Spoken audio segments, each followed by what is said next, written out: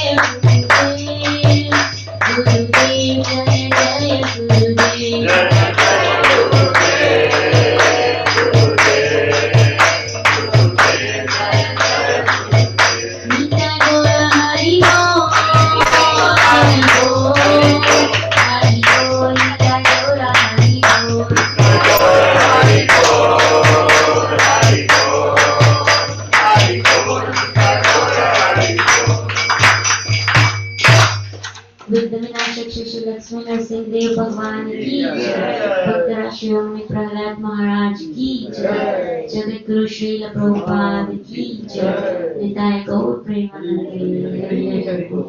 नरसिंह जयंती महामहोत्सव की जय।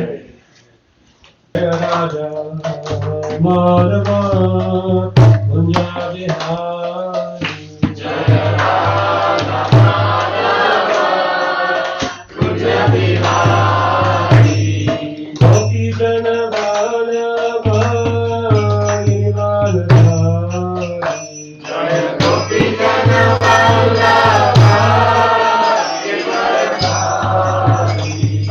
गोपी जन वल्लभ गिरिवरधारी जय गोपी जन वल्लभ गिरिवरधारी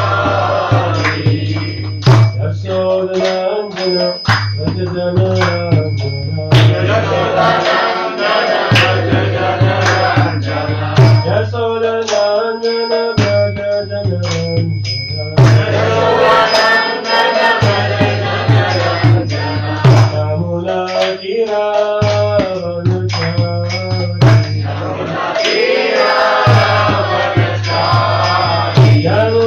तीरावनचारि यमुना तीरावनचारि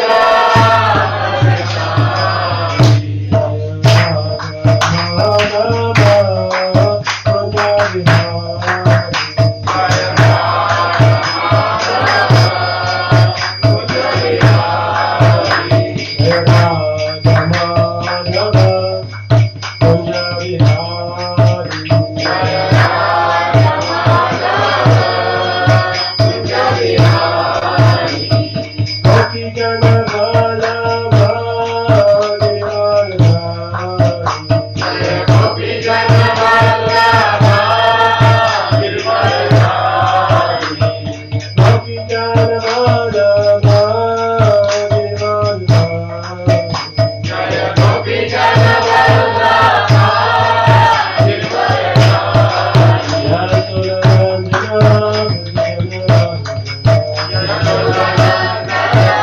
व्रजजनरंजन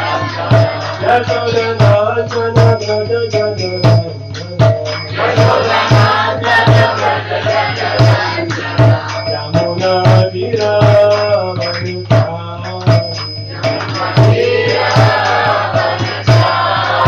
यमुना तीरावनचारि यमुना तीरावनचारि जय Radha Madhav Kunj Bihari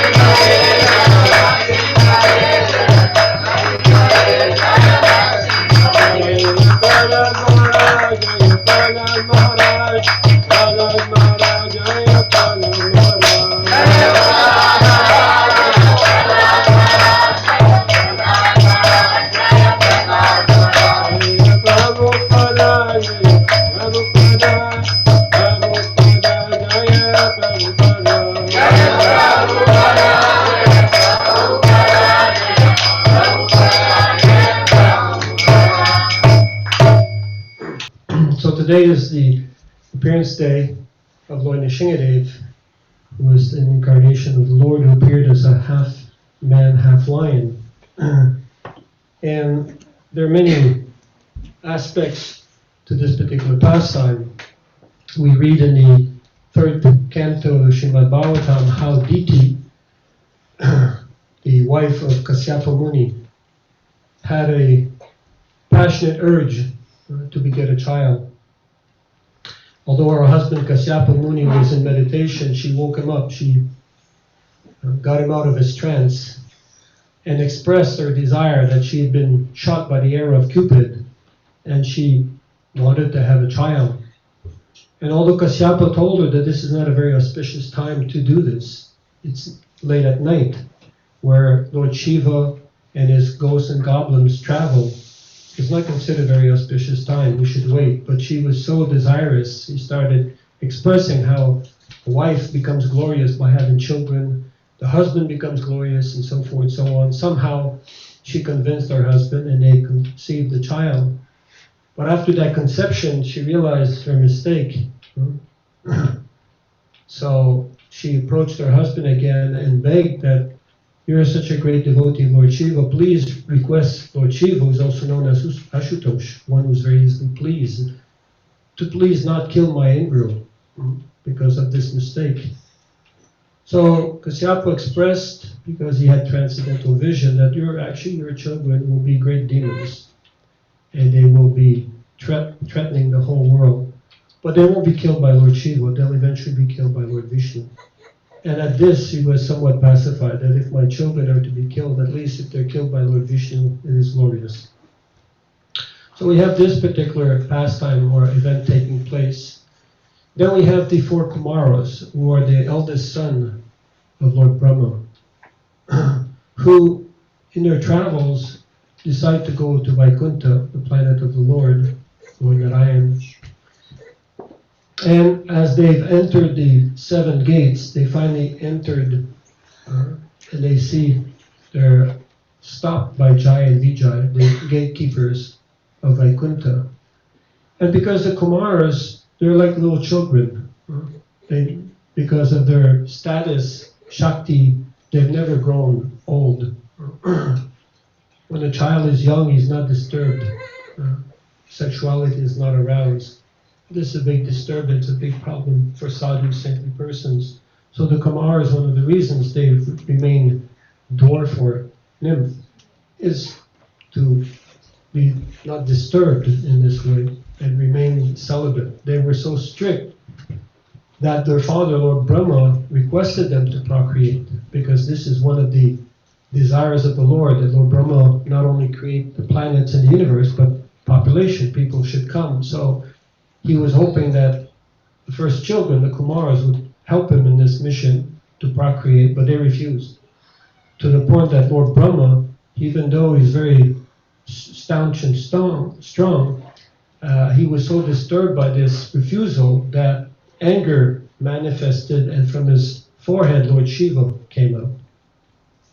So these 4 Kumaras, they come to Vaikuntha and they're stopped by Jai Vijay, who's requests and said, no, you young kids can't come here, you're not so at the stage of purification and so forth. You'll have to go back and perform more tapasya, more austerities. So for them, they're thinking, what is this? I mean, we're already in Vaikuntha, there's no envy here, there's no pollution, there's no contamination. So if we've already been able to come in, that means we must have some qualification. We're already inside the door, we're already past the door, so we're inside. So you must be the one who has a contamination, both of you. You have a distorted vision, and therefore you're not fulfilling your proper desires. And therefore they cursed Jai Vijay. So this created a little bit of a commotion. The Lord finally came. They were disturbed, what to do now, we've been cursed. So the Lord granted them that, okay, I can't remove the curse, but I can try to modify it. You can take 7 births in the material world as my devotees, or you can take 3 births as demons. So they thought for a while, we'd rather be demons because we'll only take 3 births and then we'll come back and again perform our service. So they accepted this curse of taking birth as demons. So this is one aspect of this particular pastime. There's another aspect in the seventh canto that is described how Maharaj Parikshit, we know Maharaj Parikshit was cursed to die within 7 days by the bite of the snake. So he went to the bank of the Ganges, and there Sukadev Goswami, after many sages gave him different atonement, different processes, he decided to hear Sukadev Goswami, who narrated the Srimad Bhagavatam. So there's discussion. Maharaj Parikshit is asking question, and one of the questions that Maharaj Parikshit requested and asked Sukadev Goswami, is the Lord partial? He's supposed to be impartial. He's supposed to be neutral. Criminals to jail, but never sentences the innocent people to jail. That doesn't mean he's partial. He's impartial, but it depends if the person's actually committed a crime or not. So the Lord is impartial. He has no friends or enemies because he's not on the bodily platform as we are. We have friends and enemies based on our bodily. Someone praises us, oh, he's such a nice friend. Someone insults us, oh, I'll get him later on. We become envious of that person. We become disturbed. So Sukadev Goswami was explaining to Maharaj Parikshit, and he says actually a similar question was asked previously by Yudhishthira Maharaj. Because when Yudhishthira Maharaj was encouraged to perform the Rajasuya sacrifice, of course all the princes and the kings came, and after the sacrifice, it was determined by Bhishma that the best person to receive the offering after this Rajasuya sacrifice should be Lord Krishna. And Shishupal immediately started laughing. Shishupal was Krishna's cousin on his mother's side. His mother was the sister of Krishna's father, Vasudeva, Kirti. So he started laughing. And when Shishupal was born, he had 4 arms and 3 eyes. They were freaked out, as we could say.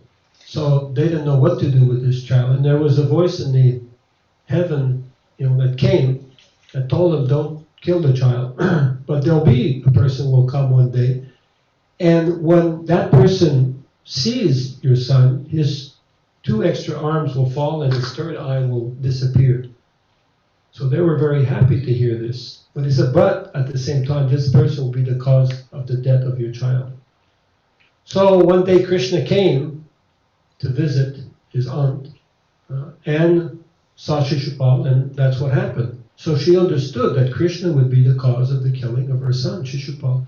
So she begged Krishna, please, he's your cousin. You can't kill him.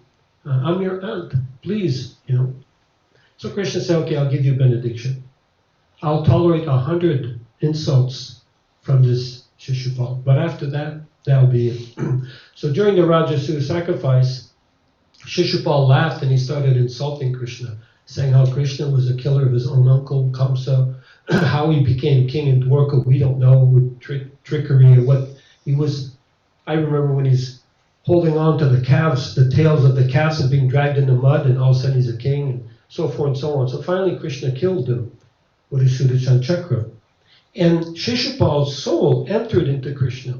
And that was what was bewildering Maharaj Yudhishthira, that how is it that this Shishupal, who was blaspheming, insulting Krishna, not just once, 100 times in front of everyone, with no regards, who was in the assembly, and he entered into Krishna's body, he merged into Krishna, receiving Sayuja Mukti, which I see great sages and sadhus and Brahmins meditating and performing tapasya and so many things, how they had been cursed. And then we enter the story of Lord Nrsimhadev.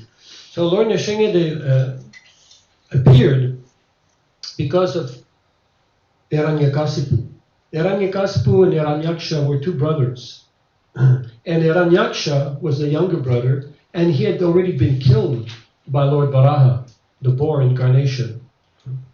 So when that took place, Hiranyakasipu was of course very disturbed to see his brother killed, and the family Rushabana, she was the wife of Hiranyaksha. She had to be pacified, all the relatives everywhere. So then Hiranyakasipu started practically preaching.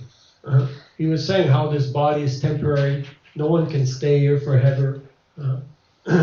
And so many different aspects of our philosophy that is there, although atheistic, not presenting Krishna, but the aspect how we're not the body and so forth. And even though these were demons, they understood Vedic principle. Just like Ravana, he was very scholarly personality. So, but then after that, Hiranyakasipu decided, I'm going to become immortal. I'm not going to be killed by Vishnu. So he started performing a great austerity, standing on the tip of his toe with his arms stretched out towards the sky. For 100 years, he stood like that, to the point where a termite hill built around his body, and they ate every morsel of flesh off his body. We can just imagine, no, we can't imagine how painful that can be. We just have a little mosquito bite and we're completely disturbed. How little ant or little thing could just be chewing at you gradually. And he finally kept his soul in the marrow of his bones. And such an austerity was so powerful that from his hair, fire started coming out. And that fire created smoke and heat that the whole universe was choking. We had a little heat now for a couple of days, but we can't imagine how hot it became with Hiranyakasipu's fire. So everyone, including Lord Indra, were all disturbed. What's happening? So they went to see Lord Brahma.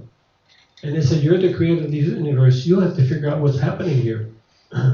So they went to see what was going on, and they couldn't even find Hiranyakasipu because his whole body was covered over and so forth, but they could see the smoke and fire. So finally, they were able to meet and discover Hiranyakasipu, and Lord Brahma pacified him and said, okay, enough with your tapasya, you've done enough. We're all very impressed by what you've accomplished here, and I'm prepared to give you a benediction. Whatever benediction you want, I will give you. So this, of course, Hiranyakasipu was very pleased. He bowed down to Lord Brahma, started praising Lord Brahma as the creator, and so forth and so on. And he requested immortality. But Lord Brahma said, I can't give you immortality. I'm not even immortal myself. So, of course, Hiranyakasipu didn't accept that. He thought, this is a funny person. He's trying to trick me. Was the word? Atmavan manyate jagat. That, if you're a crook, you see everyone as crook, and if you're honest, you see everyone else as honest. So he was thinking, yeah, he's a little crooked, this Brahma. He's trying to, trick me. He said, okay, if you cannot give me immortality, then allow me to not die during the day or night, not die by any created beings that you've created, demigods or demons or animals or weapons, inside or outside, so many things that he tried to cover. And Lord Brahma gave him all these benedictions. So he thought, okay, well, now I've covered all angles. I'm immortal. So he was very happy with himself, and he went and terrorized everybody.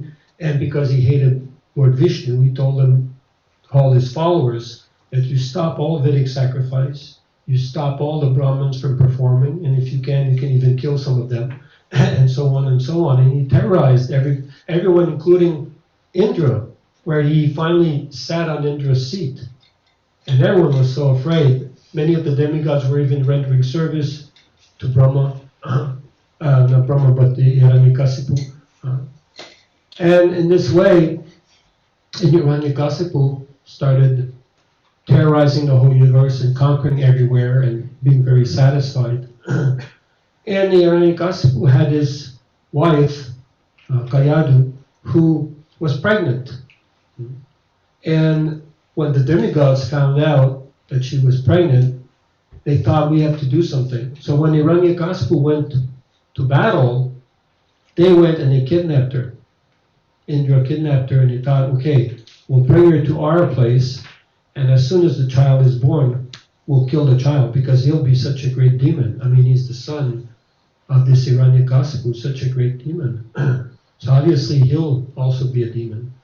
But Narada Muni stopped them and said, no, you're making a mistake. Although he's born from Hiranyakasipu, he'll be a very great devotee. And this is a verse, Ahaitikya Pratiyataya Suprasidati, that there's no material impediment.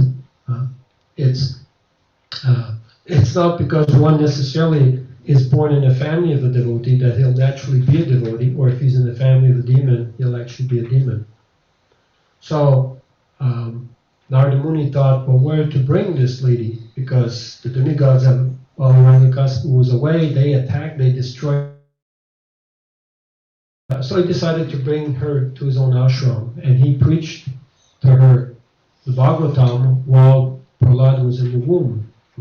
Although it describes that Prahlad in his previous life, he had performed some austerity and accidentally he was with a prostitute. And he had an argument with her. And that day, because of the argument, he fasted. And he didn't sleep all night. And he was somehow in the old ruins of a temple. And because of this, he performed devotional service unknowingly. Just like we know Ajamil. Ajamil, he was very attached to his young son. When he was about to die, he chanted the names of Narayan because that was the name of his young son. And instead of the Yamadutas capturing him, the Vishnudutas came to save him. So these are aspects that the Bhagavatam may be a little hard to understand, but it's meant, the whole Bhagavatam is meant to glorify Krishna. We remember how Srila Vyasadeva had written the whole Vedas and still was feeling dissatisfied. And Narada Muni came and told him the reason you're dissatisfied is you've given a lot of the Vedic understanding, but you haven't really glorified Krishna. You haven't made Krishna the pinnacle of all this understanding. And people will go astray. They'll do some austerities, they'll do some penances, they'll do this, they'll do, different things, but they won't come to Krishna necessarily. They'll think, okay, I performed some yoga, I meditated on some light, I meditated on some rock, like we have Westerners do that. They think they're performing some yoga and they're meditating on some rock or something. They're not meditating on Krishna. So the Bhagavatam was written by Srila Vyasadeva in glorification of Krishna, the Sanam Bonum. It's considered the cream, just like you have milk and on top of the milk you have the cream. So the Srimad Bhagavatam is the cream of all Vedic literature because it brings Krishna to the top, to the surface.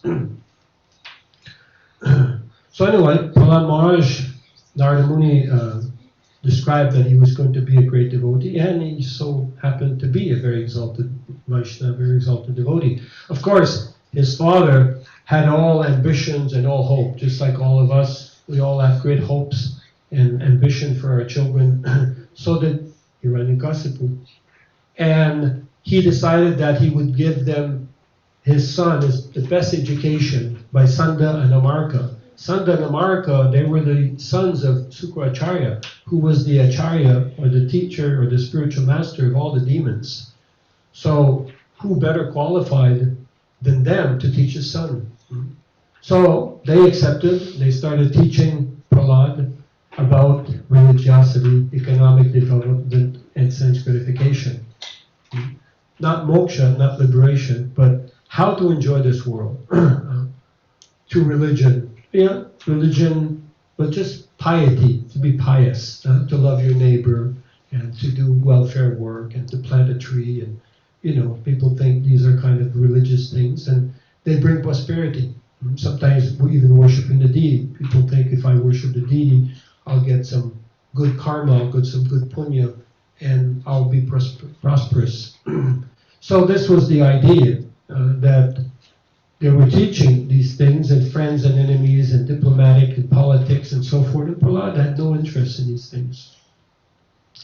So after a while, they brought Prahlad to Hiranyakasipu, and Hiranyakasipu was very happy, put him on his lap, kissed his head, gave him a big hug, and was very happy, oh, finally my son has come. So he asked him, Prahlad, what have you learned at school? So Prahlad said, Shravanam, Kirtanam, Vishnu, Smaranam, Padam, Sevanam, Archanam, Dasanam, Vakyam, Satmam, Nivedam. And, Shravanam, Kirtanam, hearing and chanting, Smaranam, remembering Krishna. So Hiranyakasipu was shocked. What is this nonsense? About Vishnu, my enemy. You're glorifying my enemy. This is what you're learning. So he started chastising Sanda and Amarka, that you rascals, you're supposed to be teaching what I want you to teach. Politics and he'll take over. So he has to learn these things. And he said, well, we're not teaching him these things. Don't get angry at us. We don't know where he's getting these things. Maybe someone's infiltrating the school or some, I don't know. But we've never taught any of these things. So, Nrsimhadev was quite, so he tried to chastise him, and he told him, okay, take him back, and this time do a better job, train him and check everything, make sure no one's coming into school or influencing him or in one way or the other. So they did that, and but that didn't work. And whenever the teachers would leave, Prahlad would take advantage of that, and he would start instructing his friends that don't waste your time with all these things. 10 years of our life is spent just playing with toys and so forth. Another 10 years is just taking care of our bodies, and then family life and so forth. And before you know it, you're old age and you have no energy, no time, or so forth for spiritual life. So now, because they were saying, Prahlad, don't get carried away. We're young kids. We're meant to play. You're teaching us all this philosophy and this Krishna consciousness, but we'll do that later on. And we have a whole life ahead of us. Prahlad was saying, no, you don't have that much time. Believe me, life is very short. So, of course, Sanda and Amarka, they were furious that not only Prahlad was not learning what they were teaching, but he was influencing all the other ones. So then they finally brought him back to Hiranyakasipu. So we don't want this kid anymore. He's ruining everything. We can't change him, and he's ruining it because all the students are now listening to him. They're all chanting Hare Krishna and doing devotional stuff. So then Hiranyakasipu, he was really infuriated to hear all this. So he had Prahlad on his lap, but he threw him on the floor. And he said, Prahlad, even though you've come from my body, you're like urine. I'm just passing you out, just like you pass urine. You don't keep it in, you reject it. So I'm rejecting you. You're just, an embarrassment to me that not only are you my son and you're supposed to support me, but you're supporting my enemy, which is Lord Vishnu. So then he told his assistants, just do what you can, but kill him. So of course they started attacking him with lances. They threw him on top of a hill. They administered poison. They threw him in a pit of snakes. They tried so many things, so many ways to kill him, but they couldn't kill him at all. And they had to come back and say, well, we've tried everything. We don't know. So Hiranyakasipu had his sister, Alika, who she had received a benediction from Brahma that she could enter fire and not burn. So they decided to take Prahlad and bring him in the fire, and he would burn alive and she would walk back out. But because that was used with the ill intention, not a proper intention, it didn't work. Finally, she burnt, and Prahlad walked out because he was always thinking of Krishna. So Hiranyakasipu didn't know what to do. And he said, everyone, the whole world, I just raised my eyebrow and the whole world shakes. All the demigods are shaking. And you, a 5-year-old boy, has the audacity to stand in front of me here and not be afraid of me. And I'm threatening you, and I'm doing so many things, and nothing is disturbing you. Where do you get this power from? Where do you get this, audacity, this strength? So, well, same place as you. We all get the same. We get the power from God. It's all coming from the same person. Whatever power you have is also coming from Krishna. Where is this Krishna? You're talking about this Krishna. I've never seen him. Where is he? Well, he's everywhere. Okay, is he in this pillar? He was so angered. He said, okay, is he in this pillar here? Yeah, he's there. He's everywhere. So then Hiranyakasipu decided to strike the pillar scare his son and show him that this is ridiculous. How can God be in a pillar? So by striking the pillar, he heard a huge sound that echoed to the universe. Even the demigods were afraid, wondering now, what's Hiranyakasipu doing now? I mean, he's destroying things or what? So then Lord Nrsimhadev came out of that pillar. And Lord Nrsimhadev, the reason he's half man, half lion, because Hiranyakasipu had received so many benedictions from Brahma. And not to contradict those benedictions, he respected all these benedictions. Therefore, he came as a half man, half lion, which is not a living entity that Brahma created. That's one of the conditions that Hiranyakasipu had requested, that I can't be killed by any creature that you've created. So this was not a living entity, creature that Brahma had created. So, and they fought for a while, but Lord Nrsimhadev grabbed him and put him on his lap. And he was not inside or outside, he was in the doorway. So a door is not really inside or out, you don't know. If you're someone standing here, you'll say, well, excuse me, are you coming or going? What are you doing? But you're just standing in the way here, right? So we want to know if you're going outside or coming in because you want to go by. So that was the case. Lord Nrsimhadev was there, inside, not inside or outside. And it was, twilight. Well, just when the sun's setting, it's not night or day, it's just in between.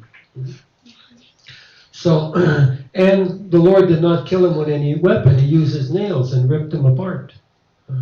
Nrsimhadev ripped Hiranyakasipu apart. So in this way, he did not deny or obstruct or negate Brahma's blessings, but he acted in such a way that he could still kill Hiranyakasipu without nullifying any of these benedictions. And this particular incarnation of Lord Nrsimhadev, Prabhupada used to tell us how it was very special, especially for devotees of ISKCON, because he said, you're all like Prahlad. You boys and American boys and girls, you've all come from demoniac families. People who eat meat, intoxication, and so forth. But you're like Prahlad because you're preaching. You're going out and preaching and getting harassed. I remember being thrown in jail here in Ottawa for preaching. So we would get arrested and thrown in jail and different things were happening. And so he said, don't worry, Prahlad, just like Prahlad, Lord Nrsimhadev will come and protect you. So, and after Aarti, we always sing the Nrsimha prayer to protect the devotees. So Lord Nrsimhadev, although we're worshippers of Krishna, Lord Nrsimhadev has a very unique relationship with the devotees, especially those who are members of ISKCON.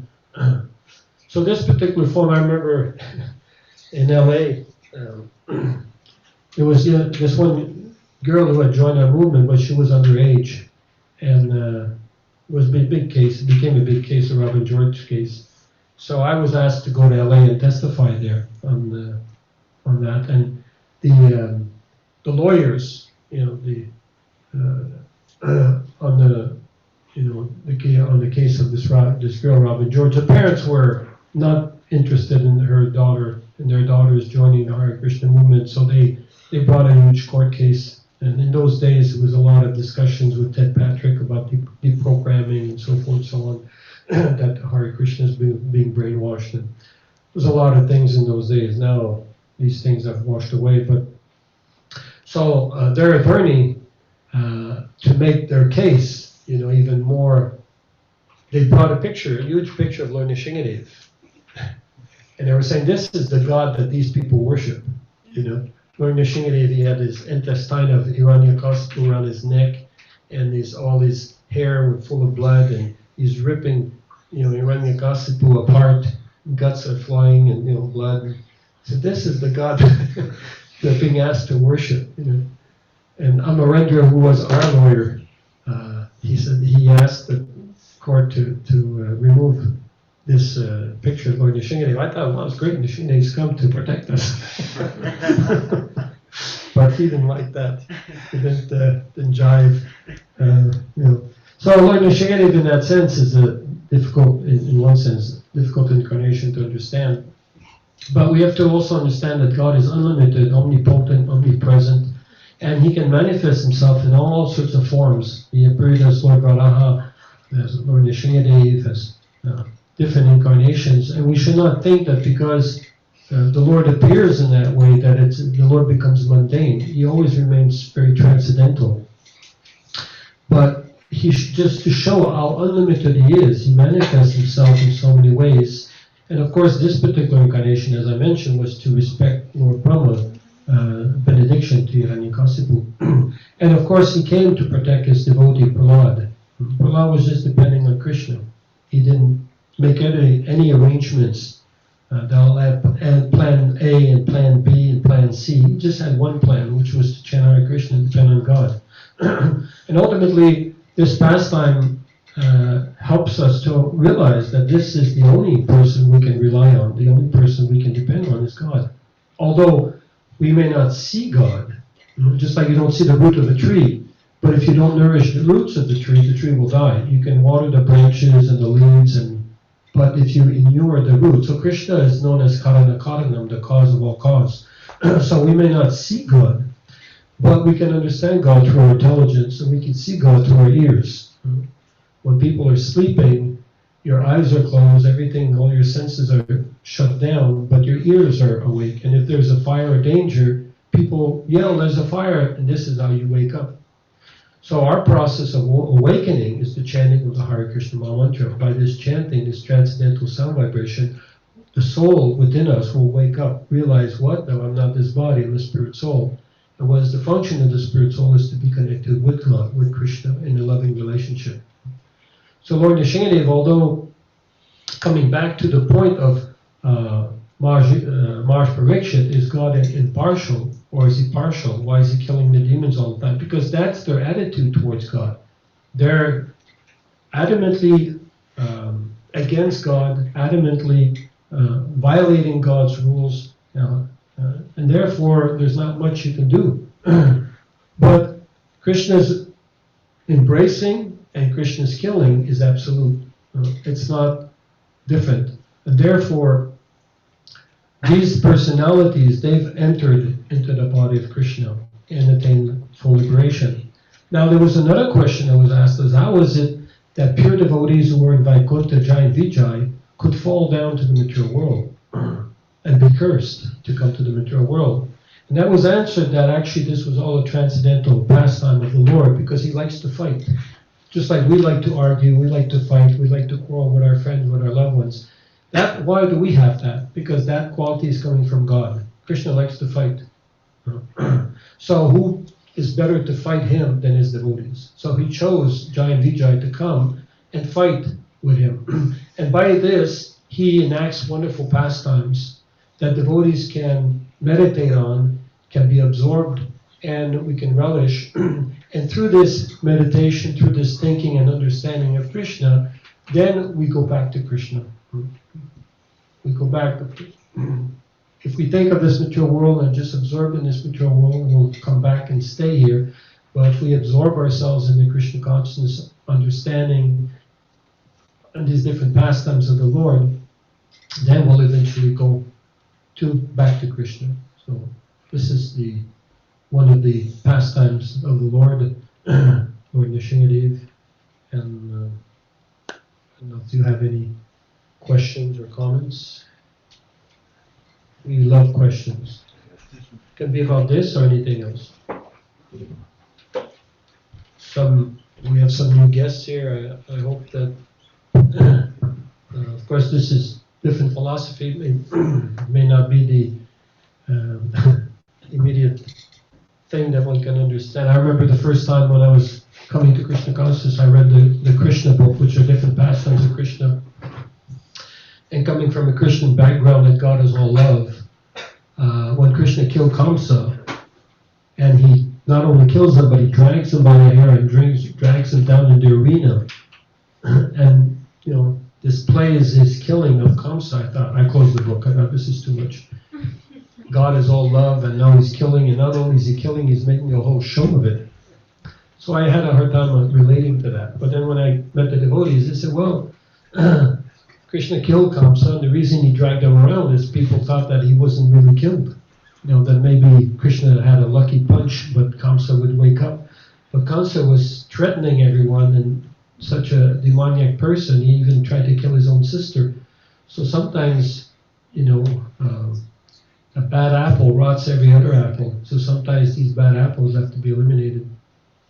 So what Krishna is killing and loving is absolute, because God is absolute. So it's not, of course the soul is eternal, so the soul is never destroyed. The soul is eternal.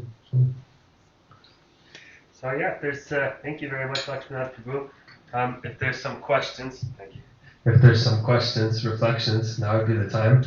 I'm going to also extend this to our guests online as well.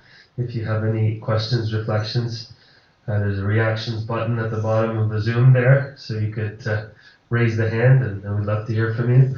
And similarly inside the temple, yes, just like what the Sheila did, you can raise your hand. Hare Krishna Prabhu. Hare Krishna. Prabhupada. My question is that what is the relationship we need to cultivate with Narasimha Swami? We know, I've read the relationship with Krishna, one can have it as a mother, as a child, as a friend, as a lover. So Narasimha Swami, with all this gigantic story, what relationship we can cultivate? How to glorify and... Well, Lord Nrsimhadev is not really an incarnation where we can have a relationship like we could have with Krishna. He specifically came to protect Prahlad Maharaj, but we can understand that the relationship we can have with Lord Nrsimhadev is that God is our protector, ultimately. So at the time of death, the only person who can protect us is God. You can take so many medicine and so many operations, whatever, but ultimately every one of us is going to die at one point. And if we cultivated that relationship with God, then we'll feel protected, just like Prahlad was feeling protected with Lord Nrsimhadev. So that is our relationship in that sense, awe and reverence. Lord Nrsimhadev is not, spontaneous relationship. It's more Aishvarya Bhav, awe and reverence with that particular incarnation of the Lord. While with Krishna, we can develop Raganuga Bhakti. Thank you, Prabhu. Hare Krishna.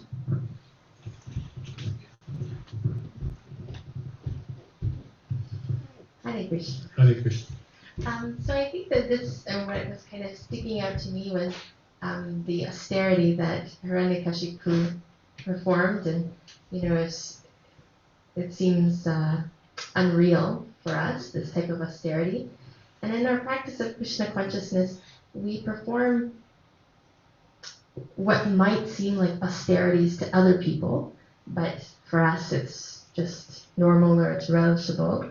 And I was wondering, for austerity, how do we know when it's positive? Because austerity is also to make progress. But how do we know when it's good for us and when it's not good for us? So, for example, I might really not like fasting, or I might have a rejection towards that. And if I try to push too much and say, well, I have to fast, either it hardens me because I'm trying to do this austerity that's very difficult for me, or I have it sets me back, I find. So I was wondering if you could talk about austerity and how we know at what level we can perform austerity. Does that make sense? Yeah. Well, austerity, the reason we perform austerity and what we define as austerity is, in one sense, there's no austerity. Because austerity is a condition of the body.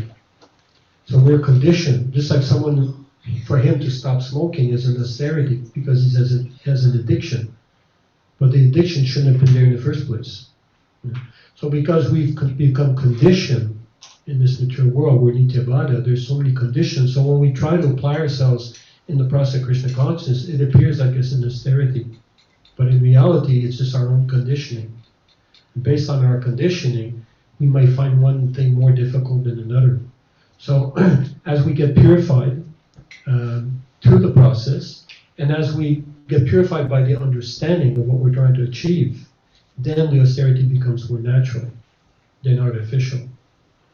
But we can't also try to imitate something that is not there. So the austerity should be something that we feel we're receiving the blessings or receiving the benefit of that austerity.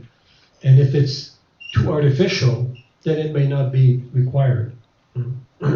Ultimately, the austerity is to serve Krishna.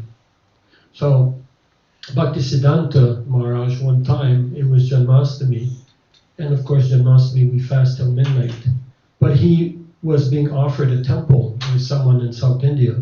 So he told we should understand how it is applied to me and how will I benefit from doing these things. So, the austerity is meant to make us detached from the body, but like I say, if it's too artificial, it may not be serving the purpose. That we have to be the judge of that ourselves. Prabhupada used to say you judge something by the results. So we have to see if this result is making me favorable, is it making me, if I feel that I'm progressing. And of course, we also can consult other Vaishnava, other devotees to see, am I doing this properly? Is this okay? Should I do this? Should I do that? Just like for myself, I'll tell you something personal. I don't chant my Gayatri at noon and at 6 o'clock because I do construction work. And I used to try to do that. But I'm in a Muchi environment, and sometimes you're chanting Gayatri and someone's knocking on my window because I'm in my car, and they're, they want to talk to me about something. So I thought, this is not working out. When I get up in the morning, I take a shower and I chant my 3 Gayatris. Because for me, I've chanted them in the environment that is conducive. I'm Suchi, I'm in front of my deities. I thought, okay, maybe the hour is not proper, but the consciousness is better. Then if I follow the hours, when Prabhupada gave me Gayatri, he didn't tell me the time. He just said, you chant these Gayatris 3 times a day. I'm not trying to find that as an excuse.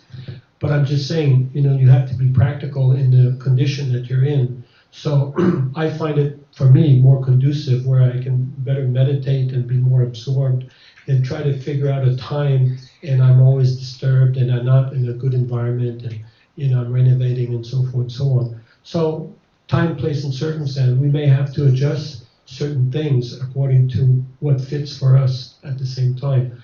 But the benefit or the idea behind it should not be missed. Like Papa was very innovative. He came and he did things, but he never deviated from the principles. But he did apply time, place, and circumstances. So we have to, sometimes may have to adjust certain things. And we cannot imitate, like Prabhupada used to say, we cannot be Rupa Goswami and just go live under the trees. When his godbrothers were criticizing that the devotees are living above the deities in Mayapur, he said, no, there's some domes, where the deities are, so devotees are not there.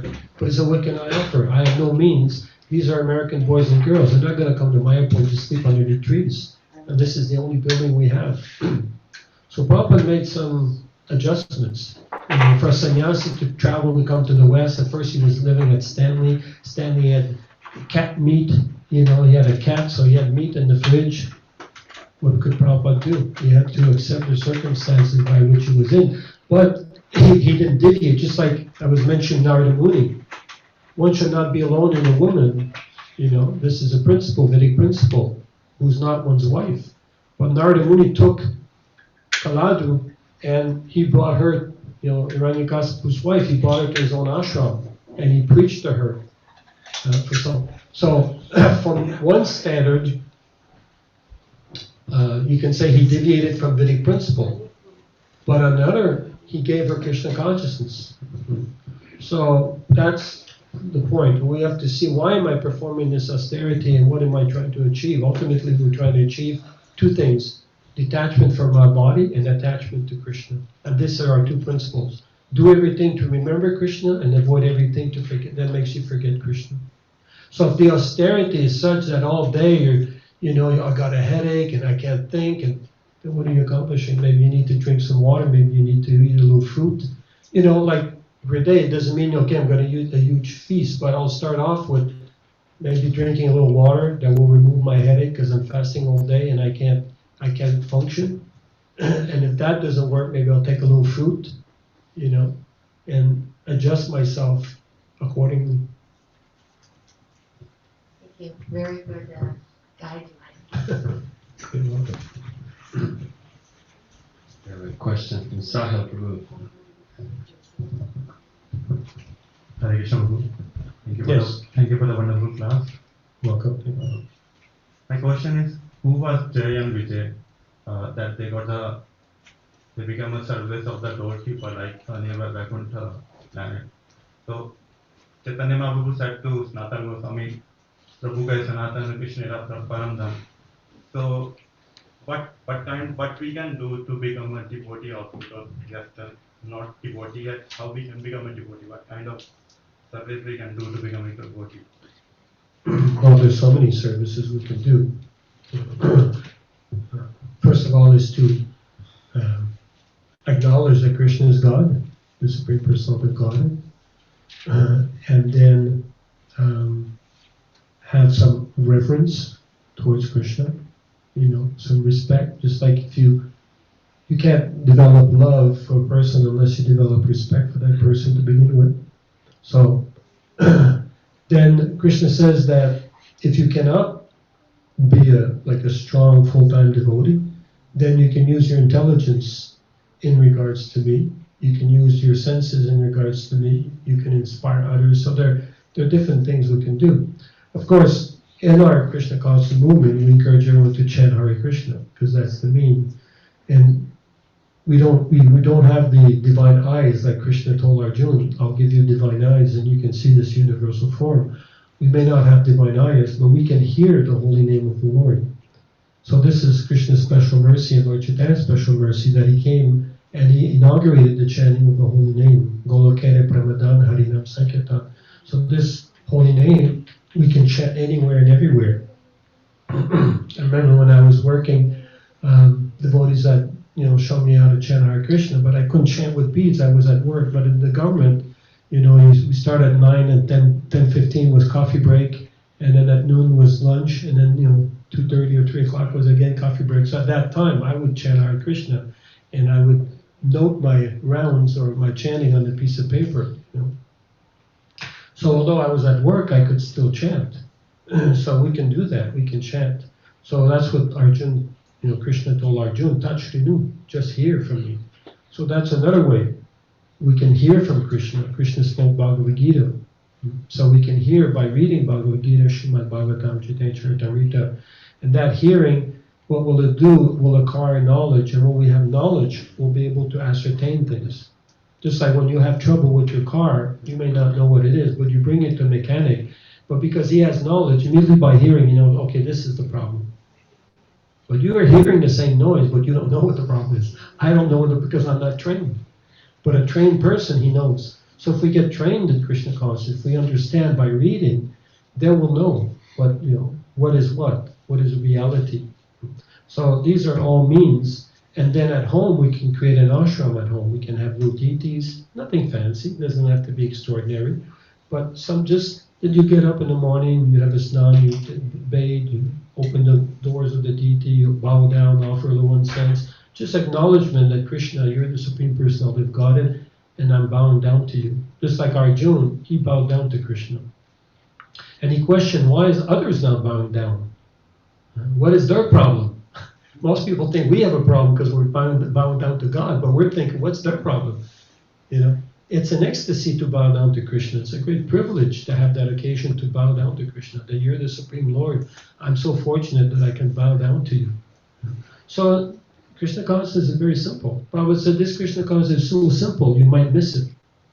What is it? It's the act of how to show devotion towards Krishna. When you love someone, it becomes natural to offer your affection, to be concerned, to show. Now when you love a child or you love your wife or your husband, you're concerned. Oh, did you eat properly? Did I cook something for you? Do you need this? Well, Krishna doesn't need anything, but he puts himself in a disposition where he needs something and we can render service to him. And then we get benefited from that. So whatever ability, yat karosi yadashnasi yashahosi dadasi yatapasya kuntaya matpurusham param. Whatever ability you have, try to use that and serve Krishna with it. And all the zeros, if you put one in, you have 10, 100, 1,000. So that one is Krishna. Eko bhaunam yovidata kamam. So we have to put Krishna in everything we're doing. And if we can't put Krishna in the front, we have to question, why am I doing it? Krishna's not there. What's the purpose? So it becomes a simple thing. But we may need a little knowledge in the beginning, a little understanding, and there are different devotees and so forth that you can take guidance from. And ultimately maybe tadvidi pranipatena praniprashtena sevaya. You approach a spiritual master, you inquire, render service. So this is the way. Thank you. Welcome.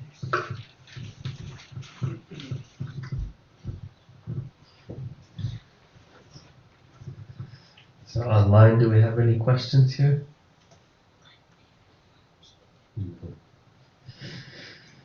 Oh, we have one over there. Hare Krishna. I have one too, but I'll wait. Hello. Yeah. Hare Krishna. Hare Krishna. My question is that we talked about karma, devotions, and submission to God. Even Lord Krishna talks about karma in Bhagavad Gita, that you don't bother for outcome, you just keep doing good things, right? Your karma should be good. So how can you differentiate karma from devotions? Like if I'm engineer, I have to think that whatever I build, that could be perfect, free from defects. So that could be the way to attain God, to get God, whatever I do, being father, being brother, being son, right? Whatever I do, if I do that with perfection, with utmost sincerity, then I will get God, or should I keep some quotient of devotions in my life to get the God? So I'm really confused between these two terms, karma and devotion. When Nanda Maharaj was performing the sacrifices, Krishna told him, no, worship Govardhan. He said, no, we have to do Indra Puja because he supplies the rain. And Krishna told him, yeah, but he supplies the rain to the ocean, he supplies the rain to the mountains, he supplies rain everywhere. So he has to do his duty. That's called karma mimamsa philosophy, that if you do good work, you'll get good results. But the difference between bhakti and karma means it's for me. Bhakti means it's for Krishna. Many people practice yoga, they practice all sorts of stuff, but who's number one? It's always them. Aham mamiti, it's all for me. Bhakti means it's not for me, it's for Krishna. That's the difference between the two. That when you do something for Krishna's pleasure. Now you're an engineer, you may have whatever, but the fruits of your labor, whatever you do, should be an offering unto Krishna. So we shall not think that this is my house and because it's mine I'm looking after it. I'm looking after it because this house belongs to Krishna. My wife belongs to Krishna. That's why I'm taking care of her. My children belongs to Krishna. That's why I'm looking after them. It's a Krishna consciousness. It's not an external thing. It's the consciousness by which you do things that makes the whole difference. And as we develop more attachment to Krishna, and as we get purified, we'll actually see that, yeah, everything belongs to Krishna. And that's why I'm more fired up, I'm more motivated to do things, because it's not for me, it's for Krishna. But the karma mishra, or the karma is good. Okay, you've got good, you do good karma, so you're not going to get bad reaction. But that karma, you'll still have to reap the benefits. In your next life, you'll reap what good you're sowing. As in the Bible it says, as you sow, you shall reap. So we're reaping now. This body and this existence is there. Why? Because we sowed the seeds of those desires in our past lives, and now we're getting the fruits of this life.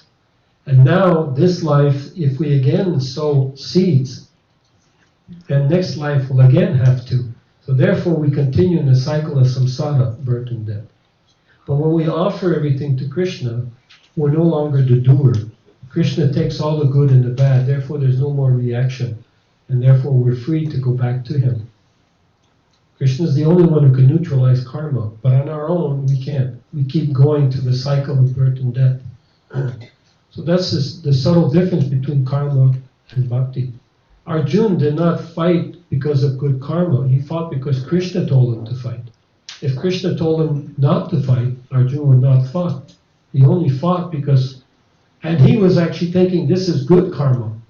His whole argument was that if I fight, I'll kill all these people, the women will be unprotected, there'll be unwanted progeny, how can I kill my teachers, Dronacharya, and Bhishma, my uncle, and so I can't do these things. So he was considering karma. But Krishna told him to transcend all this karma.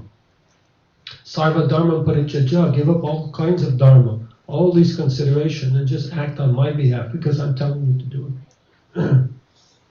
So at one point, yeah, karma is good, because we're doing all sorts of, it's just like a child, right? The child is doing so much nonsense, so you tell him to sit down and don't do anything. But that's not his natural position to be in. But if the child can do something good, then you'll encourage him. But if he's just breaking everything and making a mess, then okay, don't touch anything, sit down, right? But when he's old enough, then you encourage him to do something. So good karma means, okay, don't do anything bad, don't do any nonsense, do anything good, fine. But that's not transcendental. That's just pious, which means you'll get a better birth, maybe you'll go to the heavenly planets. But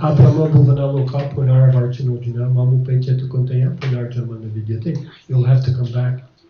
You'll be still stuck in the cycle of birth and death.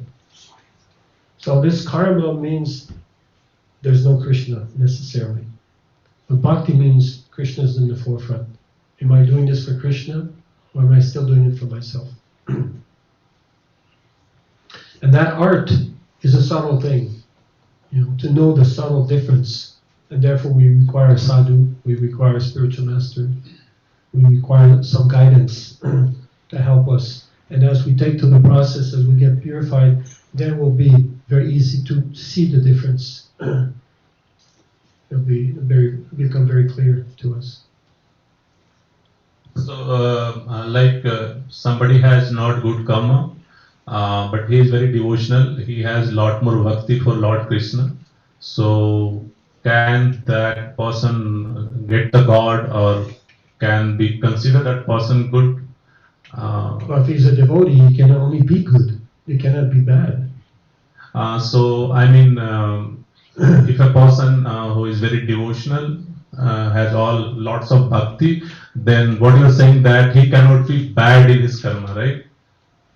Well, then if there's contradiction, sometimes Prabhupada would say too much devotion is a sign of a thief. So, sometimes we make a show of being a big devotee because we want people to, get a little honor from that. But our behavior has to be parallel with our so-called devotion, our so-called emotion, Otherwise we're just bragging. But we have to show the goods, right? If I say I'm a millionaire and I'm driving a Lada, question, how can he be a millionaire if he's driving such a cheap car? So there has to be some tally, The symptoms have to be there of, is the person really a devotee?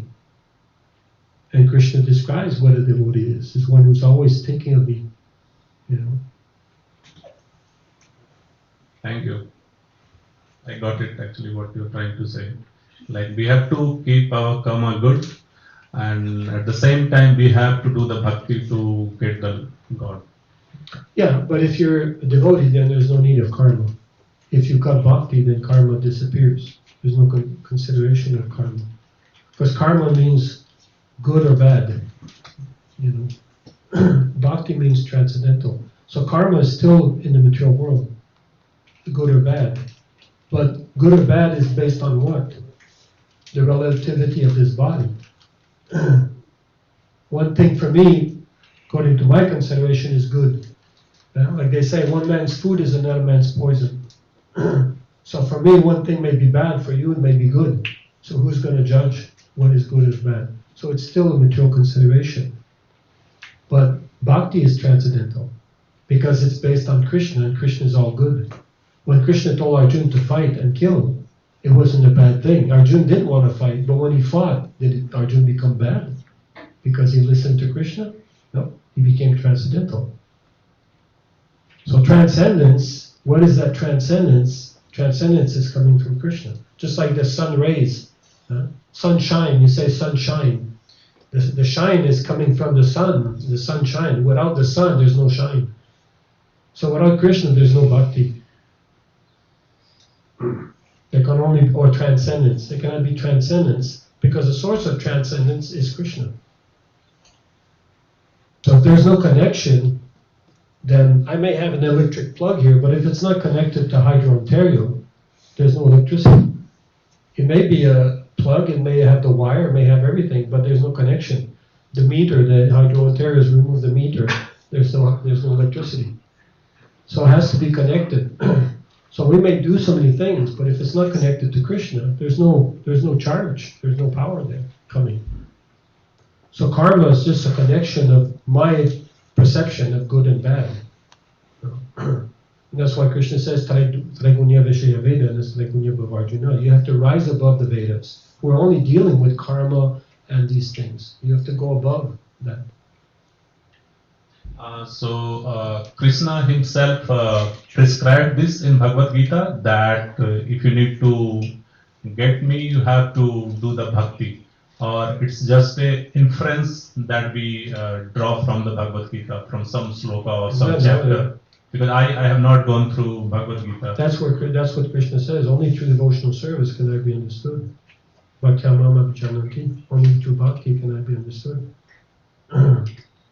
Thank you. Maybe you have another question from the Matajis? Very well. A few Matajis. It's good, we're warming up here. Yeah. Hare Krishna.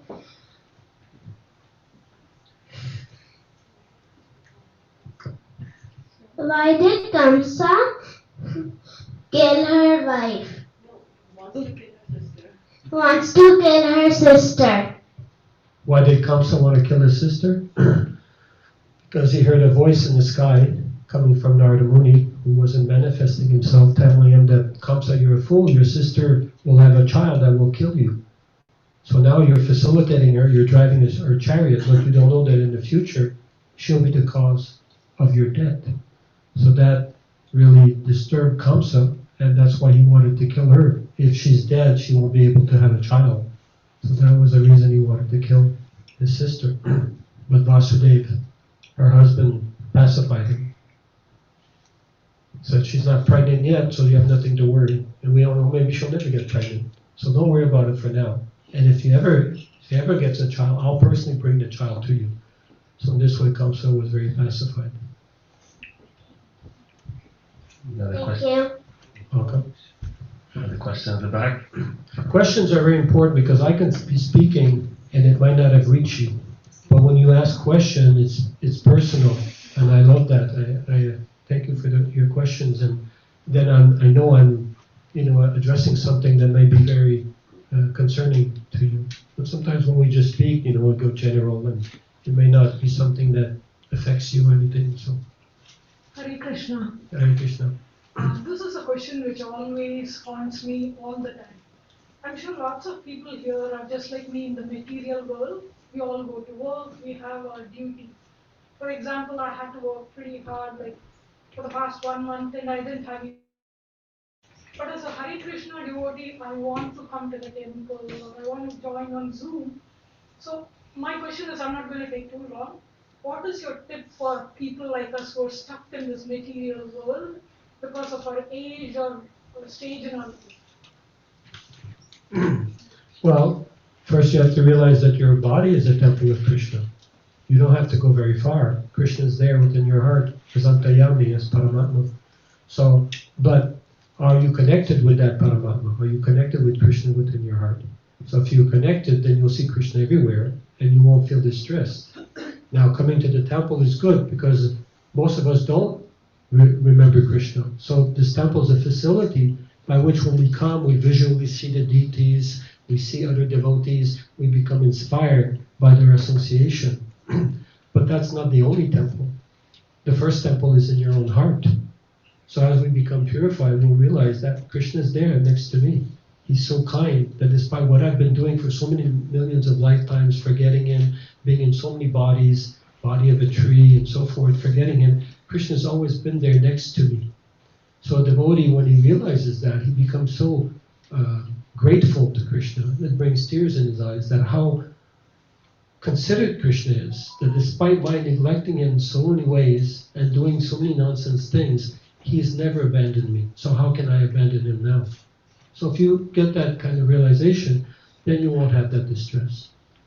But it's a very good question. You know, we often deal in the material world so many things that are not seemingly devotional, but we have to try to broaden our perspective of what devotion is. You know, because if you need to work, because you have a house, you have a place where you make food, you have to go to the grocery store and so forth.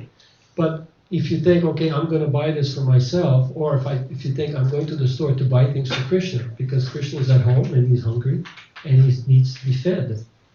Just like when Gopal Kumar met Hanuman and he started describing how, how exalted Hanuman was, that Lord Ram was so dear to Hanuman and so forth. And Hanuman said, yeah, but I'm not so extraordinary. The Pandavas were much glorious than me. I rendered service to Ram, that's normal. But Krishna drove their chariot. He drove Arjun's chariot. He washed everyone's feet at the Rajasuya sacrifice. They're so exalted. So they were feeling ecstasy. So Gopal Kumar told Hanuman, okay, let's go and see them. He said, no, I can't go.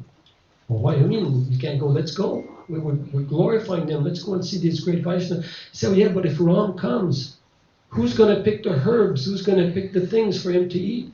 So I can't go anywhere. I have to stay here. So Hanuman, although he recognized there may be other Vaishnavas, other greater exalted Vaishnavas, he was doing his duty. So we may have so many things to do, but if we remember that these are all being done for Krishna, that if I don't bring this food and cook at home, my deity, Krishna at home, will starve. That's what Mother Yashoda is thinking. That if I don't feed Krishna, Krishna will starve. If I don't tell Balaram to protect Krishna, Krishna may be attacked by some demons. So she's always saying, you're the eldest brother. Make sure you protect your younger brother, Krishna, when you go in the forest. So it's simply a consciousness that we have to develop. And then we'll be Krishna conscious wherever we are. Hare Krishna, thank you so much. You're welcome. Hare Krishna, we have another question. You started something, Laxminath Prabhu. There's a chain reaction. Right there, here in the yellow. Hare Krishna, Prabhuji. I really appreciate your way how you explain things, especially like how you mentioned about practicality. Everyone could relate probably, like when you mentioned about you being a construction worker and all that. And as you were responding to one of the questions here, it brought me like exactly like Krishna Dalal Prabhuji said, it's a chain reaction, which is why I have this question. Good. You mentioned one person's food is another person's poison. So my question is that if that's the case, so who is the person to judge whether the deed is good or bad? And second question I have is, how would you define bhakti, and how is bhakti different than karma? That's probably, I think I asked the question in proper way. Yeah. Thank you. Well, there's Guru Sadhu Shastra. So this is the way we understand anything. We understand things by the sadhus, the saintly persons. We understand everything by the shastras, the scriptures. We understand everything by the guru. So if we're doing something good or bad or right or wrong, then we have to consult. You know? Just like when you're sick, you can see there's something wrong, but you may not know exactly. So then you have to consult a doctor who's a specialist. He'll tell you this is the problem, and he'll give you the proper medicine. So we have people we can consult. The scriptures are there, these saintly persons are there, and the spiritual master is there. And if we take guidance from them, then we'll know exactly what is our position, how we should act, what we should do, and how we can progress in our Krishna conscious process, and what we're ultimately trying to attain. We're trying to attain love for Krishna, which is naturally there, but has been covered, just like the sun covered by the clouds. So we just have to remove that covering, and Krishna consciousness will blossom. But because we have anarthas are just like when you're trying to go on a radio station, if you go too left or too right, you get distortion. But when you get on the channel, you get pure sound. So anarthas are what creates distortion, because we have desires due to our conditionings. So when we become pure, then we'll be on the right channel, and we'll be able to hear Krishna consciousness properly. But those distortions are signs of weakness, so we have to, just like when you have a young tree, you plant a stick next to it and you tie it. If you go to see how the cities, when they plant their trees, they always put a stick, because the tree is not rooted yet. Any wind, anything can make it fall. So you have to stake it. So we have to stake ourselves, because we're not very strong, by these approach, the sadhu, the guru, and the scriptures. And they all work parallel. There's no contradiction. So this is another thing that we can see. If a guru is saying one thing, but the scriptures are not saying, then we can question, what is this? So these are the three lines that we approach knowledge. We approach an understanding of what Krishna consciousness is. And as far as bhakti and karma, like I was saying earlier, karma is more about the material world. Good or bad, this or that, likes and dislike. Bhakti has nothing to do with us. It has to do with Krishna. If Krishna, like we don't eat meat. But if Krishna told us to eat meat, and we could offer that, we would. Because that's what he would want. So it's not a question that I'm vegetarian. It's a question that, does Krishna like this? And Krishna doesn't eat meat, he doesn't like meat. He says, Patram Pushpam Phalam Toyam. So we offer what Krishna likes. And we try to mold our lives in a way that is pleasing to Krishna. Just like we dress every day. We dress in such a way, when you go to work, you dress in a certain way. When you're at home, you dress in a different way. Because there's some expectation when you go to work. You can't just go there with your pajamas, right? So we know that. We know how to, if you're looking for a job interview, you're going to put the best clothes on. You're not going to go there with rags, because you're not going to get hired. So we know what we should. So what is Krishna is expecting of me? I'm his devotee. He has expectation. And I have to show my love to Krishna. And how I conduct myself is a sign that I love Krishna. At least I respect Krishna. That's the minimum. That if I respect Krishna, then I'll act in such a way that is respectful towards him. And from that respect, then gradually I can start working on trying to develop love for Krishna. But at first, when you meet a girl or she meets a boy, you have to be on your best behavior. You're trying to impress that person. Of course, you're not trying to lie and make something you're not. But you definitely want to show the best of you. So we want to show the best of us to Krishna, because we want to attract Krishna. So that's what bhakti is all about. How am I going to attract Krishna? Bhaktisiddhanta used to say, don't try to see God, but do something by which God will want to see you. That is exactly what I wanted to ask. So we probably, all of us here, whether we work, whether we have a business, whatever we do, how can we do things that's always would be considered worthy? Because we try to impress, let's say, our manager, our customers. Well, the first thing is you live in a house, so your house should be turned into a temple. There should be an altar. It doesn't have to be deities, but pictures of Krishna.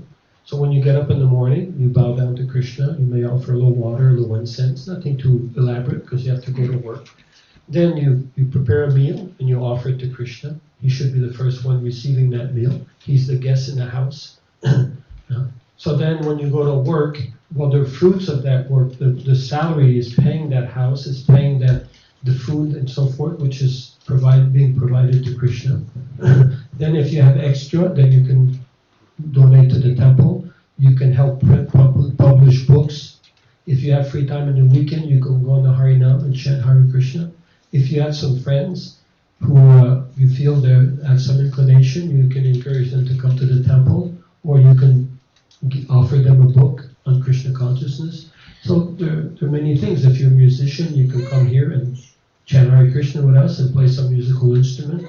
Many of the Indian devotees, they know harmonium, they know mridangas, things like that. They grew up with these things when they were young, so you can come here and chant some bhajans. So many things can be done. It's just a question of desire. If and then if there's more, then you can ask Krishna Dulal. He has many plans. He's quite dynamic and ambitious. So there are many things that can be done. And then we have Rath Yatras. We'll have Rath Yatra on the 9th and 10th of July in Toronto, in Montreal, and probably the weekend after, usually in Toronto. So you can come and attend these festivals and bring your family, bring some friends. So all these things are easily done. And you can read Bhagavad Gita, you can read the scriptures, you can read Prabhupada's letters, you can listen to tapes and kirtans. So there are many things we can do, on a daily basis. That's so wonderful. Thank you, Prabhuji. I believe we are on the right path then. Thank you. Well, my wife was a teacher for so many years, and I own real estate, so I deal with tenants and all sorts of things and renovation. So I do the daily things too, but somehow I've been able to manage my Krishna consciousness at the same time. So it's just a question of desire, and we enhance our desire by association. When we're with other people and we see what they're able to accomplish, then we become inspired to do, because we see tangibly he's able to do. Like Guru Prasad, he worked for so many years, maintained the family, so he was able to maintain his Krishna consciousness despite Krishna Dalal has a business and his father also works, and we're all working in one way or the other, but somehow we've made Krishna our priority, and we try to simplify our lives in such a way that we don't create any distraction that will take away our time from Krishna. We get up early in the morning, we chant our 16 rounds, japa. So it may not be something you can do immediately, but you can work towards that to chant 16 rounds. And like that, eventually think about maybe getting initiated, and so forth. So there are many things like that can be done. Hare Krishna Prabhu. I had a question for you actually. It's kind of a segue. We were talking a little bit earlier about austerity and how sometimes it's difficult to get excited about, for example, Raja Brahmika was saying fasting, right? Or chanting our mantra or performing our sadhana. Do you have any practical tips for us of how we can become enthusiastic with it? Like look forward, be like, yes, Ekadasi's coming tomorrow, I can't wait, or I can't wait to jump into my japa right as soon as I get home, I've been thinking about it all day. How do we, come off the platform or start to come off the platform of like the routine ritual, or even maybe even coming to the temple. Some of us come to the temple because traditionally we were told that it's good for us to do. We know that it's good for us, but we know it's not enough. Well, maybe it is enough to sustain that fire to be able to grow spiritually somehow. So how can we get this enthusiasm, this fire to have this taste? Well, contemplation. You have to contemplate what you're about to do and what will be the benefit of that. Sometimes we forget how fortunate we are. So by contemplating a little bit that I'm getting the occasion, the wonderful occasion to chant Krishna's names, which are rarely given to so many people. Look around. Who's chanting Hare Krishna? So why am I this fortunate soul that is allowed to chant Hare Krishna?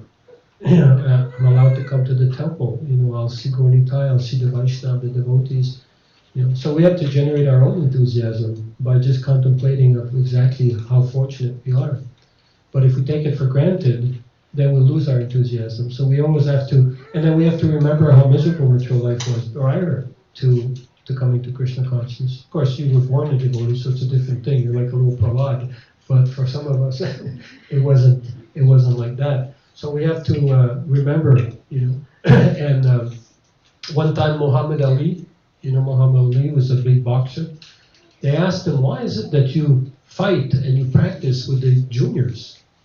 You've won some awards and so forth. You should be with the elites, the big timers. He said, yeah, but these big timers are won things and they're not so determined. But when I fight with and practice with the juniors, they really want it. They got the enthusiasm. So sometimes when we get enthused by seeing other devotees who are determined in their Krishna consciousness, we can sometimes become a little lax. So I've been doing it for 40 years. I know all about it. I know Krishna, But when we see junior devotees who really are coming to Krishna consciousness and taking to it seriously, then it's inspiring. And the other thing is we have to value it. We have to realize the value of what Krishna consciousness is. Just like if I give you $100, you're not just going to leave it there. You're immediately going to put it in your pocket because you know the value. But if I give $100 to him, well, maybe he's older, but a younger, like this little girl, right? If I give her $100, it means nothing to her. She'll tear it up, or I can easily exchange it with a little color book or anything, right? This brown paper, ugly thing with $100 bills, so nothing. So just give anything else and she'll exchange it because she doesn't know the value. But any adult here will do that? No. So if we know the value of Krishna consciousness, then we won't give it up for anything. There won't be any breaking in our determination for Krishna. And that's what the pure devotees are praying. Their prayer is that Krishna, please never allow me to forget you. This would be the worst thing. Anything else, you can send me to hell, but at least give me the blessing that I'll never forget you. So that's really the prayer of the Vaishnava, that we never forget Krishna. And as we progress, we start realizing how much Krishna has given us. Everything we have is because Krishna has given that to us somehow or other. And we become so grateful. So when, just like if someone saved your life, let's say you were drowning, and Guru Prasad saved you, in the back of your mind, you're always thinking, how am I going to repay this person for saving my life? Right? You're always thinking like that. So just imagine us. We're a little speck on this planet, right? If we were to go to space, you couldn't see any of us, right? We're so small on this planet. What to speak of this universe? And this universe is considered to be like one mustard seed in a barrel. If you take a 50-gallon barrel and you put mustard seed, how many mustard seeds can you put? Mustard seed is a very small seed. You can put thousands of them. So that's how many universes are. So what are we? And somehow Krishna has come and he's picked us out from that whole barrel of mustard seeds. So it's like if you fall in the Pacific Ocean, what are the chances someone's going to find you? Right? You're just bobbling there in the waves, right? And some boat's coming by, you're like, hey, trying to wave. No one's going to see you. But Krishna somehow has picked us out of this material world. Extraordinary. Why me? Right? All the friends I knew, they didn't become devotees. My parents didn't become, my brothers didn't become devotees. No, they had better qualification than me. Somehow Krishna pulled me out. Why? So, how grateful can you feel? Not just from the ocean, but from this whole material existence. We've been pulled out, if we so desire. We can be put back in. Like Prabhu was saying that the Mayavadis, the impersonalists, they want to go into Krishna. And he was comparing, just like a son or a daughter, frustrated with this material world, says, Mom, I want to go back in your womb. That's a big disappointment, right, for the mother. What do you mean you want to go back? Of course, she can't do it, but Krishna can do it. If you want to enter into him, so Yuja Mukti, like Shishupal, you can go back into Krishna's body. But it's a disappointment for Krishna, because Krishna created us to have a relationship with him. we want relationship. Every song is about some love. Oh, I lost this love didn't come, that love. But that's what the whole world's about. But the love is with Krishna. We're trying to love everything else, but we should just try to love Krishna.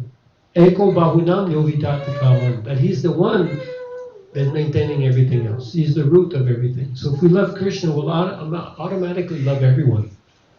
Try to have the United Nation, but it's a joke. It's just flags in the wind. But the real United Nation is with Krishna. When we're united with Krishna, we can be united with everyone. So the one who pulled us out of this material world, how grateful can we be?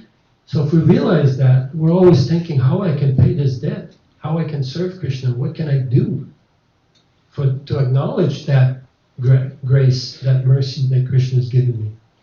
There's not a moment where a person whose life has been saved like that, but that won't try to do something to acknowledge that gratitude. That I have to do something, otherwise I'm ungrateful. You know, this person saved my life and I'm not doing anything. At least I should thank him. You know, try to find who that person is and thank him. And we see that sometimes. People were stuck in the fire, someone came, pulled them out. They ended up in the hospital, but they didn't know who pulled them out. So they're trying to find out who did that for me. You know, who saved me? I got to meet this person. So we got to meet Krishna because he pulled us out. We want to meet that person. Thank him. Thank Krishna for doing that to us. So if we can keep that in mind, then but sometimes we get caught up with everything and we lose the value of what is the real value. Because everything we're doing is going to be lost at the time of death. The only thing that's going to matter is how much bhakti, how close have we come to Krishna. That'll be the only knowledgeable thing in our existence. Everything else will be lost. So if we keep that in mind, then we take a step back sometimes and just calm down and contemplate a bit and realize, wow, this is the reality here. You know, I gotta find time. I gotta offer myself this break or this vacation to chant Hare Krishna. You know, otherwise, what's the value of the existence? So I don't know if that answers your question. Thank you very much, Guru. Really appreciate it. So on that note, we're going to take Laxminath Prabhu's advice into heart and we're going to contemplate a little bit. We have some time right now, and we said that we were going to do a little bit of kirtan afterwards. So it's an opportunity for us to, dive in a little bit in the association of other devotees in front of the Lord here, in front of Lord Nrsimhadev as well. And so we'll do that. Let's give a round of applause for our speakers. Thank you so much. Thank you so much, and we hope to see you again, like next month or